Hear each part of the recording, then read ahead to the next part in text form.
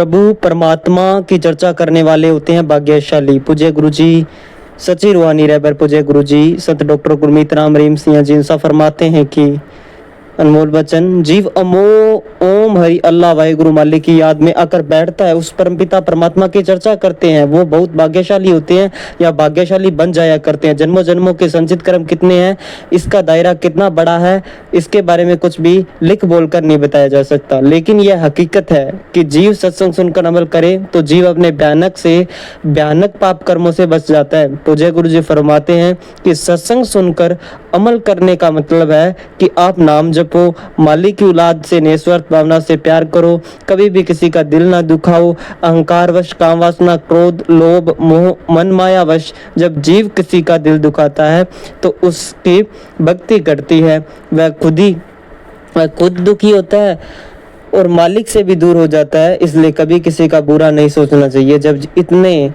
बड़े महापुरुष संत पीर फकीरों ने यह लिख दिया कि कबीरा सबसे हम बुरे, हम तज भला सब कोय, जिन ऐसा कर मानिया मीत हमारा सोए। कहने का मतलब है कि कहने को कोई भी कह देगा कि मैं ये हूँ वो हूँ, लेकिन जो लोग ऐसा मान लेते हैं कि मैं दूसरों का बुरा क्यों कहूँ, और वो वाकई किसी को बुरा नहीं कहता बल्कि अपने आप को ही बुरा कहता है, तो जो ऐसा कहकर मान लेते हैं वो मालिक के मीत प्यारे अति प्यारे हो जाया करते हैं।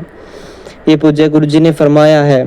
शुक्रगुजार, धन्यवाद। आज का आपने अनमोल वचन सुना और प्रभु परमात्मा की चर्चा करने वाले भाग्यशाली होते हैं। तो प्रभु परमात्मा की चर्चा करें, प्रभु परमात्मा के उस्तत करें, जिससे कि आपको फायदा होगा और आपके दिमाग में एक पॉजिटिव अच्छे सकारात्मक विचार और आएंगे परमात्मा को लेकर, और आपका विश्वास परमात्मा पर और बढ़ जाएगा। सुमिरन भी करें साथ में। धन्यवाद।